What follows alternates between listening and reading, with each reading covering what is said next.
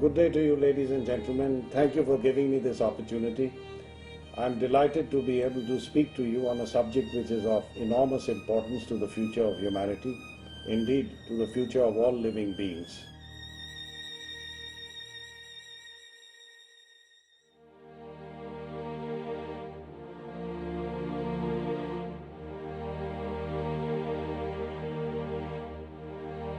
I realized very soon after I started looking into climate change that this is obviously going to be the most difficult challenge that the human race is going to face.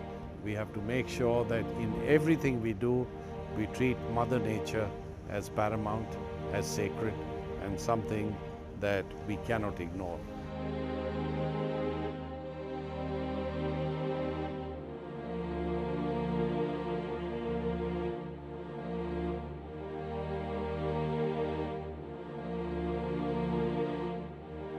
With him, it was such a long association.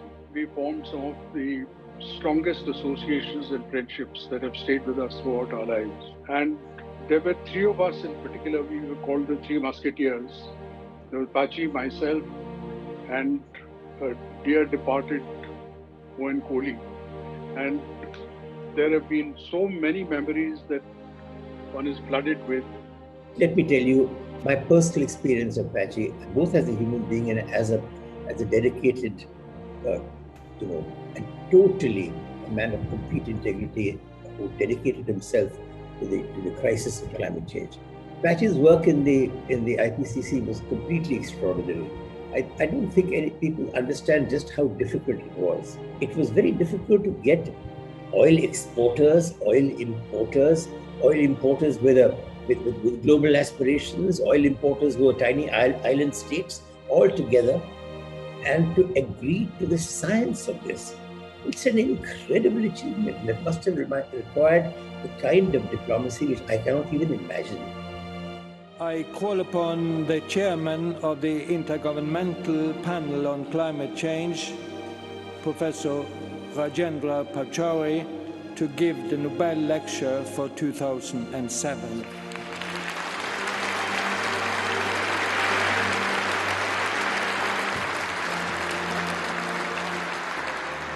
The panel was established in 1988 through a resolution of the UN General Assembly.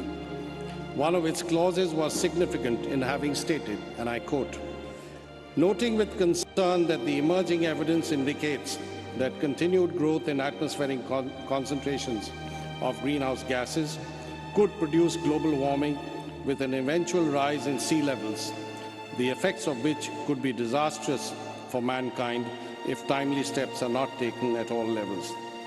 This means that almost 2 decades ago, the UN was acutely conscious of the possibility of disaster consequent on climate change." Now, what I'd like to say is I was chairman of the IPCC for 13 years, and I was privileged to receive the Nobel Peace Prize on behalf of the panel in 2007. But I think the most significant thing we were able to do while I was in that position was bring out a special report on extreme events and disasters. And you see that now happening all over the world.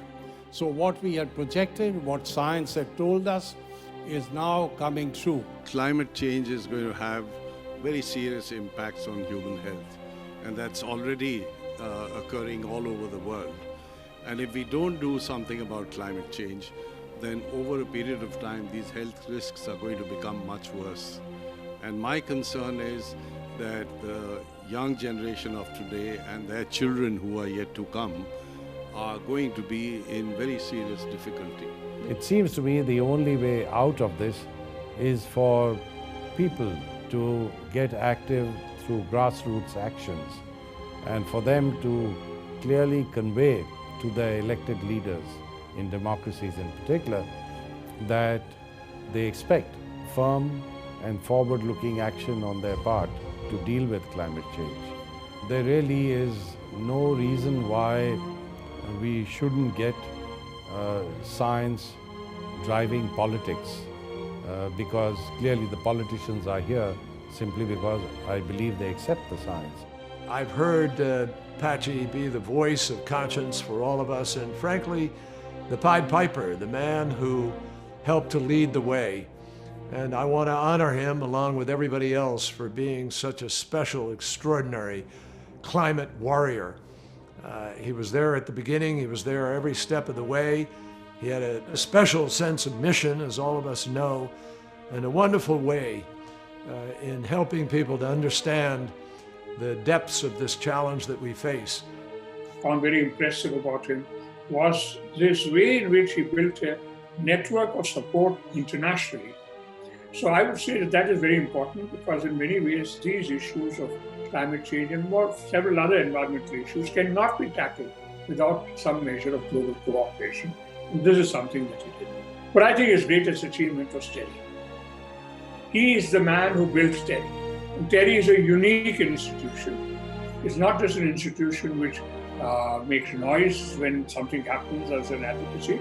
It's also an institution which is doing hard research and producing technologies for sustainable development.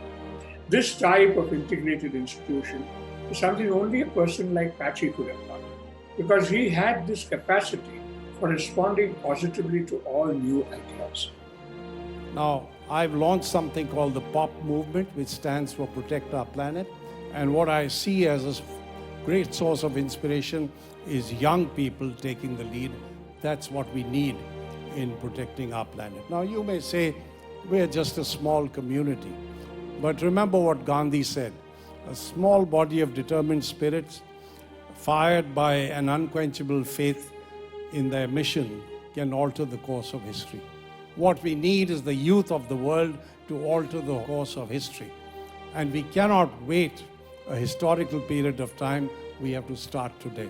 So I'd like to request all the young people to join hands with Protect Our Planet, the POP movement. That's the message I'd like to give. Thank you very much.